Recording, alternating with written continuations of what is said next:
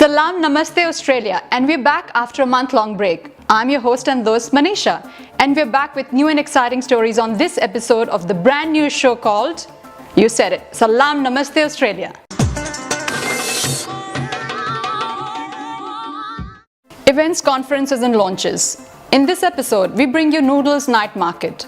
As a foodie town, Melbourne always has a culinary event on the boil, such as celebrity chef visits, wine tasting, food festivals, etc. etc. So recently we had the fabulous Noodles Night Market.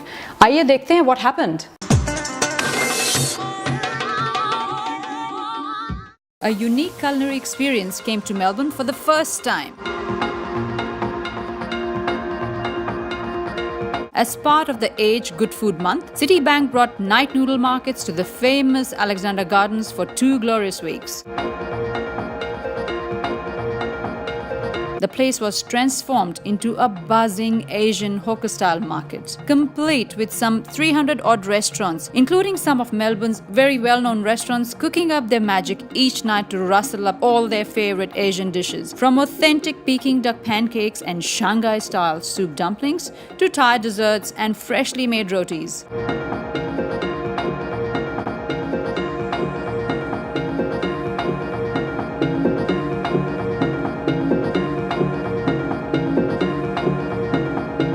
It'll come around November next year again, so I strongly recommend you don't miss this unique culinary event next year.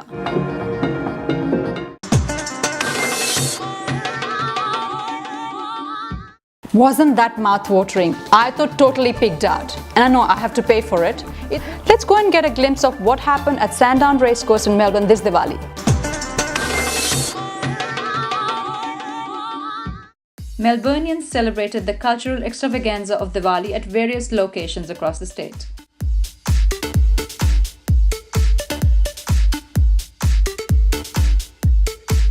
As every year, हजारों लोग ये 6 दिन का त्योहार मनाने आए. We went to Sandown Racecourse to get a glimpse of the festivities.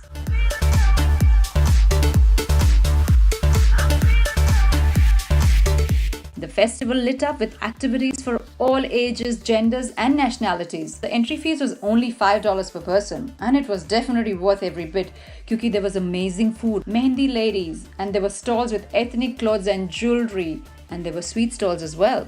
And of course there was all-day entertainment going on the center stage.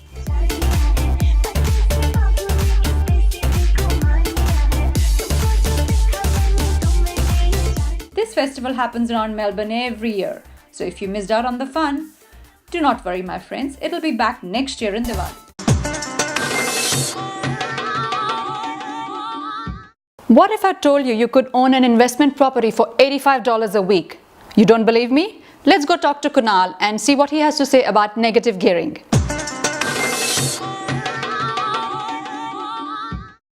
I'm Parul Doshi from Dixon & Doshi Chartered Accountants. We are a public accounting firm and we specialize in taxation and financial accounting services. Our areas of expertise are basically management of self-managed super funds, giving structure advice, giving business management advice, as well as consultation on various aspects of taxation law.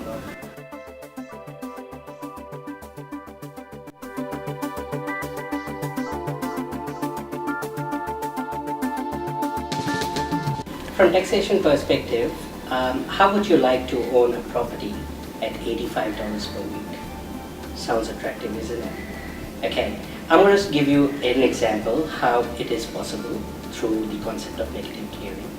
Let's assume there is a husband and wife couple and they're both working and they are earning each less than $80,000, so they are on a 30% tax bracket.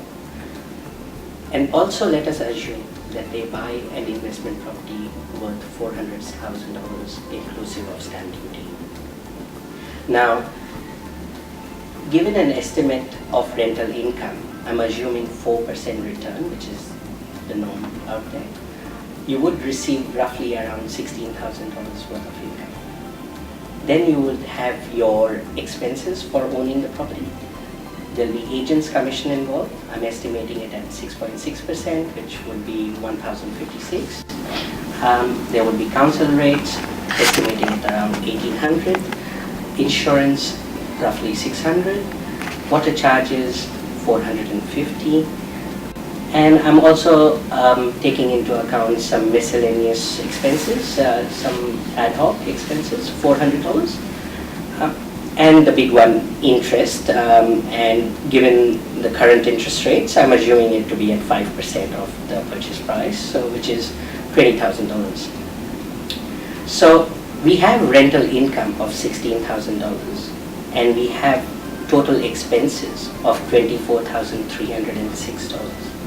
This gives you a net loss of $8,306. Now, as this loss, as discussed earlier, could be claimed against your other income, you are saving tax, and as we said that there's a 31% tax involved here, 31.5. There is a net cash loss after tax of $2,616.39. Now let's not forget the big part about negative gearing is depreciation. Why this is very good is because it's a non-cash expenditure for you as an investor. You don't have to come up with money to claim a depreciation deduction. I'm assuming that you would be buying a fairly new property, if not near new, and estimated about $400,000 in construction costs. Depreciation on the property will be estimated roughly around $4,000 per year, and tax savings on that depreciation will be $1,260. So your net cash loss after all tax savings will be $4,429.61, and this equates to $85.18 per week. Doesn't that sound attractive? Hope that was helpful. Viewers can contact us at tax@dixondoshi.com.au or by visiting our website www.dixondoshi.com.au. How about making negative gearing work for you? Kunal will be back with us in future to talk about topics such as positive gearing, self-managed super funds, and other topics. If you want to contact him, please write to us on info@salamnamasteoz.com. In this month's waterway segment, we take you to the top of Skydeck Eureka 88, which is the tallest vantage public point in the Southern Hemisphere. Let's go and see what we can see from there.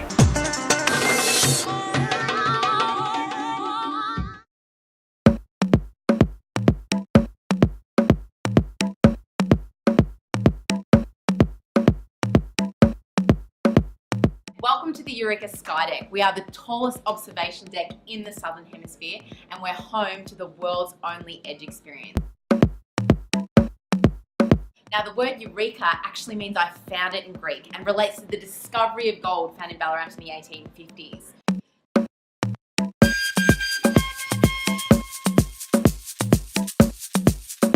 Now, I'm not sure if you noticed, but our top 10th floor windows have actually been coated in 24-karat gold. So that's actually how our building got its name and how we relate to Melbourne's history. Now, we are located on South Bank in Melbourne's CBT, and we welcome thousands of people daily from across the globe. We're open from 10 a.m. in the morning till 10 p.m. at night, with our last entry being at 9:30 p.m.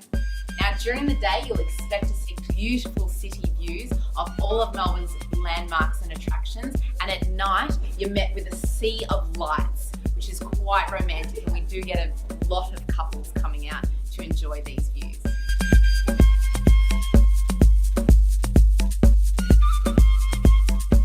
Well, the edge was always planned during our construction of having the observation deck. So it was finished, we opened in May 2007. It's a very popular attraction. We are the world's only world's only edge experience. So glass moving structure that comes out of the building. And we get people from not only around the world, but around Australia and locally come to experience the edge. The whole experience goes for about 5 minutes, so starting from in the building and then coming all the way out. Glass cube does slide out of the building 3 metres in total. The windows are actually opaque to begin with, so you can't see through them. And then once the box has come out that whole 3 metres, they clear up to see 285 metres below your feet. So after you purchase your admission ticket up to the Sky Deck, if you dare to do the Edge experience, it's $12 for adults, and we obviously have family tickets starting from $19.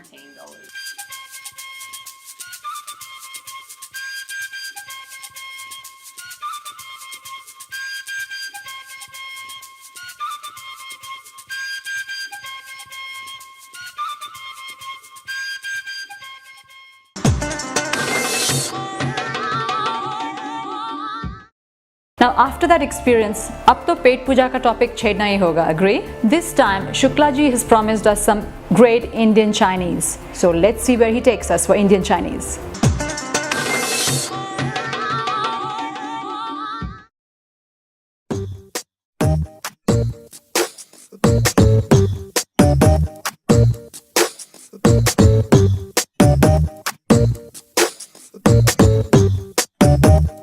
Welcome friends to the foodie segment of Salaam, Namaste, Australia. Today we are at the Great Eastern Hakka restaurant in Mount Waverley in Melbourne, and trust me, the Indian Chinese food out here is going to drool you all over the place. We'll also talk to Steve, the owner and chef of the restaurant. So why wait? Let's do it.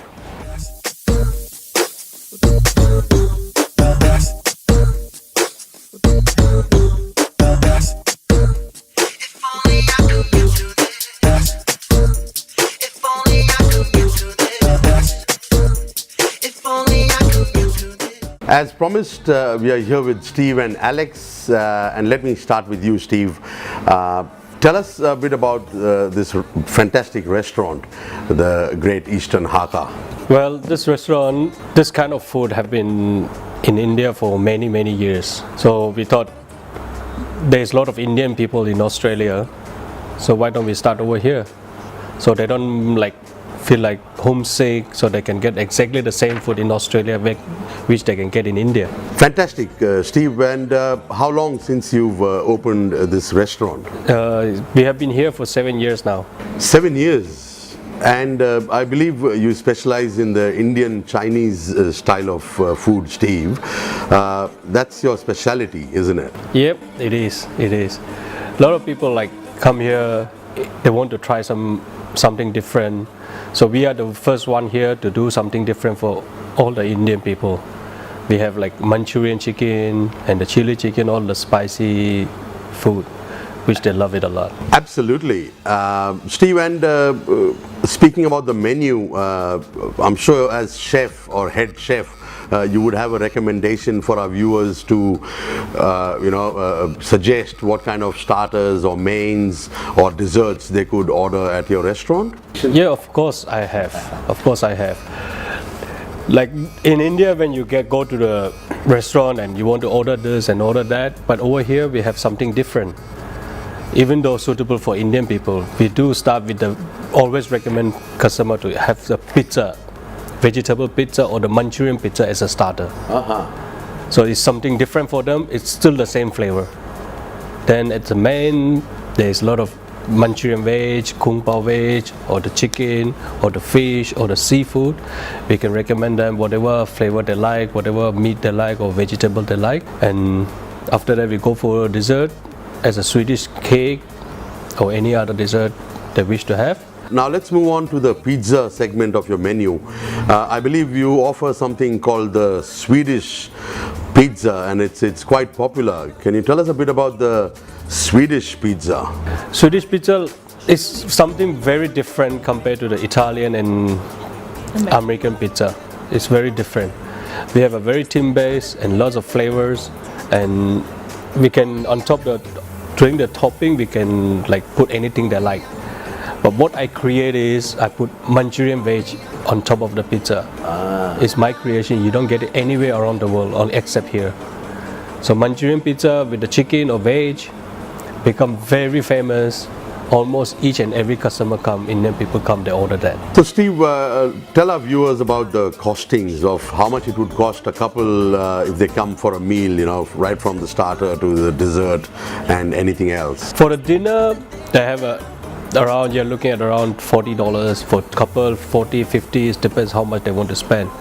But average is like $45. But for lunchtime, they can get it for a very good deal. For $17, they have some salad, Swedish bread, and a meal, or any other like wine or soft drinks for $17. Thank you very much for your time today, Steve and Alex. Dhanyavad.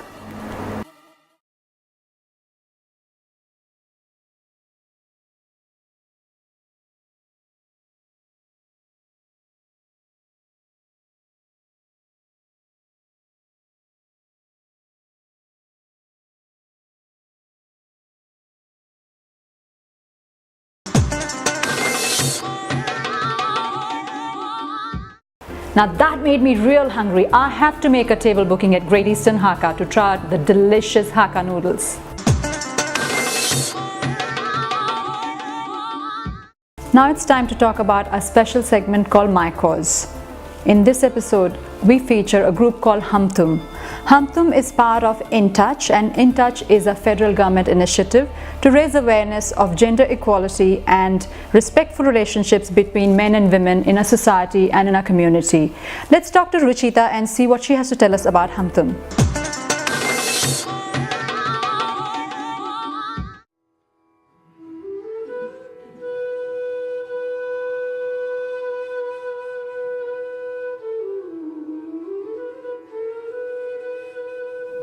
Hi, my name is Ruchita and I am bilingual facilitator for Humtum.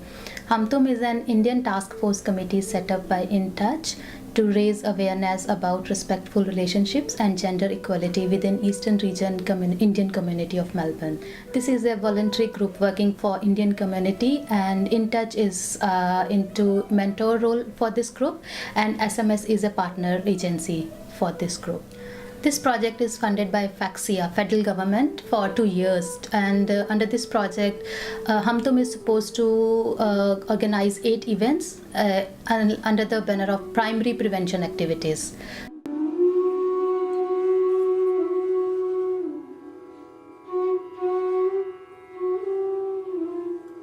Humtum का एक तो slogan है break the silence let's talk.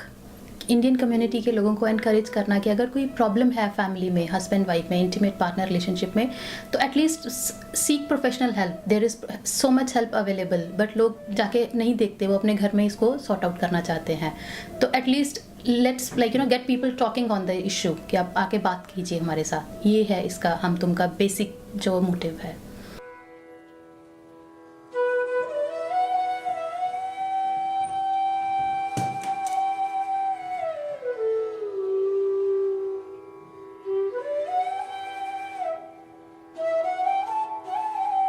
This project is more about primary prevention rather than intervention, and till now Humtum has successfully organized 5 events to raise awareness, and with that we were able to reach 1,000 people with direct contact and many more through spread by word of mouth. Till now we have done 5 events. So first one was celebration of White Ribbons Day, and we did a peace prayer for the victims of family violence.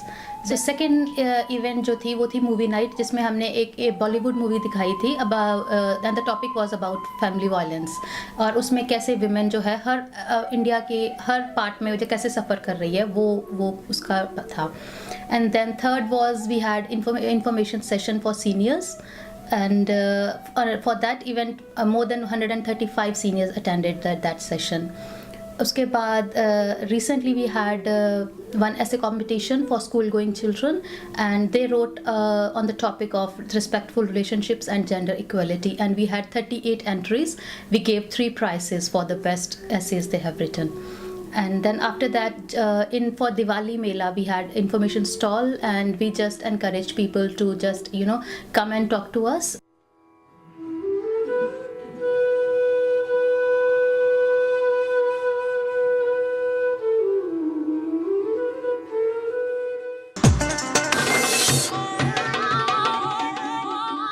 That is some great work Humtum volunteers are doing. Let's hope we all support them by attending their events and help raise awareness of such serious issues in our community. We on the show will support one cause every episode. So if you know of an organization that needs exposure and support, please do let us know and we'll be honored to feature it on our show. That's all we have on the show for this episode. Thank you very much for staying with us. But before I leave, as promised at SNA, we always give away goodies on our show.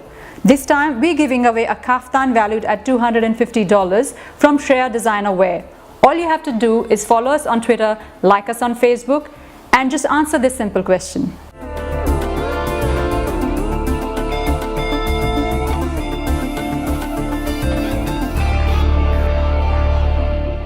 We'll announce the winner in the second week after the episode airs, so stay connected with us by watching the show. Till next month, this is Manisha and Team SNA signing off saying keep rocking, wishing you all a very Merry Christmas and a very happy, healthy and safe New Year. अगले साल मिलते हैं.